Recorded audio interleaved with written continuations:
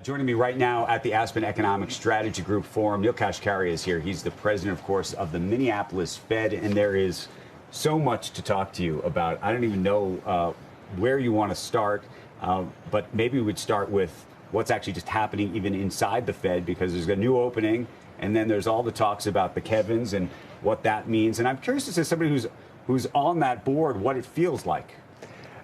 It's uncertain. I mean, there's a lot. The Fed's in the news for a lot of reasons outside of just economics. And so that can be a distraction. And so it's just a reminder, keep focusing on the data, keep focusing on our jobs. And that's what we have to do. And that's what we are doing. OK, so rate path, of course, is the ultimate question that you guys have to solve. Yep.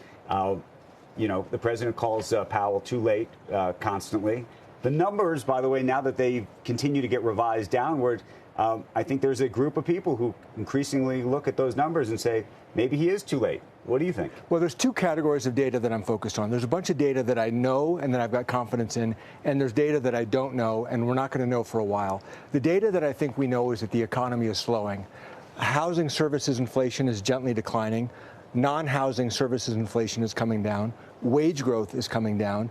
We've seen the jobs number, and consumer spending is cooling. All of that suggests the real underlying economy is slowing. I've got confidence that that is happening. The part that I don't have confidence yet is what are the ultimate effects of tariffs going to be on inflation? And what I'm realizing is we may not know the answer to that for quarters or a year or more. And that tells me, as one policymaker, I need to start leaning more on the data that I've got confidence in. The economy is slowing. And that means in the near term, it may become appropriate to start adjusting the federal funds rate. If that's true, do you think you were wrong to hold off thus far? No, I don't think so at all. I mean, I think the economy has held up remarkably well. I think these tariff shocks are unlike anything that we've seen in 100 years, virtually.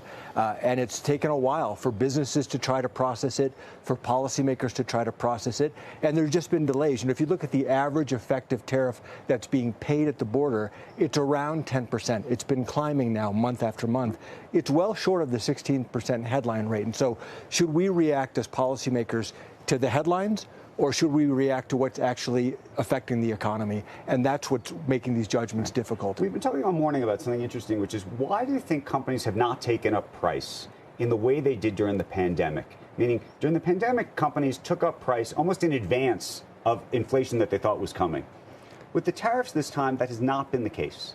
Well, I think it's a few different reasons. One is once there's a pandemic that everybody can see, and it's nobody's fault, it's just a terrible thing that's happening to all of us, it's easy to say, hey, it's not my fault. I think tariffs are more complicated. Are your competitors going to do it or not? You know, I was in Montana recently, a small business, she runs a small restaurant company. I said, how did you protect yourself against tariffs? She said in late January, she bought a year's worth of bamboo shoots from abroad and stored them to protect her and her customers from tariffs. It's remarkable that that happened at such a little company and at big companies. So that's also why we have not yet seen the full effects yet. People are working down these inventories. And so when you say you're not going to know it, you 12 months, what do you think happens between now and the next 12 months? Well, I think right now the economy is slowing, and I think that we're going to have to respond to that. As the inflation data starts to come up, we're seeing it now in core goods.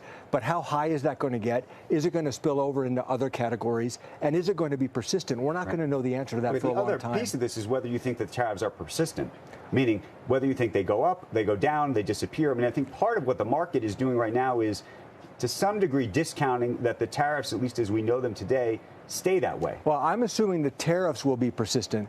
Whether the tariff effects on inflation are persistent is the question that central bankers care a lot about. And that we're not going to know for a long time. And does it bleed over into inflation expectations? So the path that I think about, you know, I put down 2 rate cuts in my December last year, December summary of economic projections for 25. I maintained 2 in March. I maintained 2 in June. 2 still seems reasonable to me for this year. Before the end of the year, so 2 more. Potentially. So 2. But now we've got a lot of data to come in. But sitting here today, I could see 2 rate cuts this year.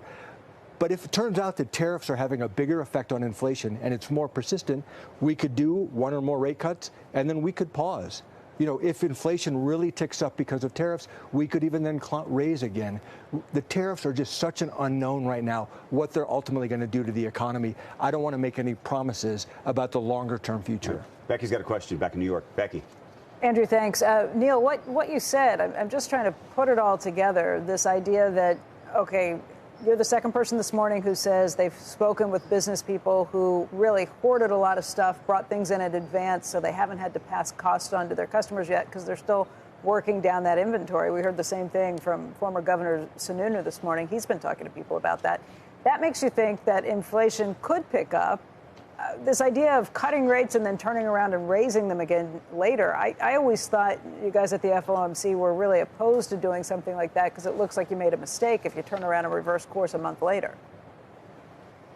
I agree. I mean, this is what makes it difficult, Becky. I would love to not have to do that, but I'm realizing that these tariff effects are going to take a lot longer to really become clear. And if virtually all the other economic data is pointing to a cooling economy and a slowing economy, how long can we wait until the tariff effects become clear? That's just weighing on me right now. And so if the best of all the options is we make some adjustments and then we have to pause, or even then we have to reverse course, that might be better than just sitting here on hold until we get clarity on tariffs. And, suddenly everybody knows what the BLS is. And I'm just wondering, did you take those numbers with a grain of salt? Have you been doing that for a while, the initial numbers? And did you know that the rates were 60% and it's snail mail? And I mean, if you can get a 240,000 job revision in 2 months, just out of the blue, that makes your job so much harder. And I don't know, it's like you're trying to stand on something and it's, you're on roller skates or something. The rug can just be pulled out from under you. And it makes it harder. I mean, something needs to be updated, no? And it's an important number. Well, it's what you use. It's a very important number. It's a very important number to me and to my colleagues. But we knew all those things that you just said. We knew that there are big revisions. We knew that the survey response rates were going down. These are conversations that I have with my economists all the time. And that's why I look at a lot of other data sources, as do all my colleagues on the FOMC, to get an underlying view of where's the labor market going. If you want to look at supply and demand in any market, look at the price. The price of labor is wages, and wage growth is declining. It's been declining for some time. That tells me, yes, the labor market is cooling. Neel, I want to show you, though, what Janet Yellen said about the firing of the head of BLS yesterday and this conversation about it being political. Take a look at what she had to say about it. Well, I was appalled. Our statistical agencies have set the gold standard globally for the quality of our statistics. They're universally trusted and have never, to the best of my knowledge, been subject to political manipulation. It's all but impossible that there could be, given the controls in this system, political manipulation. And to me, this was a temper tantrum being thrown by a president who doesn't like what the statistics say about the performance of the economy. What do you think of that? It's not for me to comment on the president's personnel choices. I had no reason to doubt the integrity of the BLS data. And we'll see who the president appoints to succeed the person that he fired. But ultimately, we're going to look at their data. We're going to look at all the data we can get, all the conversations we have with businesses. All of this goes into our process to try to assess the economy. Do you think there's now going to be a question about the credibility of the data? I mean, is that something that when you talk to your economists and analysts about in the future, that there's going to be an overhang? I mean, I was talking to a CEO here who said, look, China would come out with numbers every month, and then there'd be a conversation about, are those numbers real or are they not? And the question wasn't whether they were tabulated properly as a function of whether the mail came in properly that month and they're going to be revised. It was whether they're being made up or not. Right. I'd be very surprised about that, getting to that extreme. Ultimately, you cannot fake economic reality. Right? Even if, in the worst case scenario, imagine that numbers are being faked for anybody's political benefit.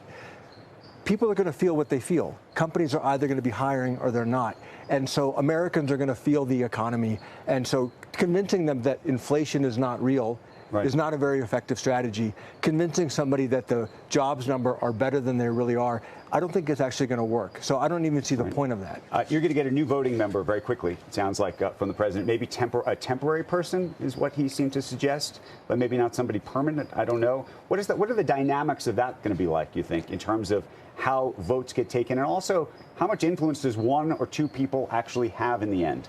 You know, somebody has to win on the argument, right? Everybody's at the table. There's 18 of us now that Adriana resigned, but 19 of us at the table, all making our best case about what's happening in the economy. And you have to persuade your colleagues. And if this person comes in and makes great arguments that we all find very persuasive, they can have a lot of influence.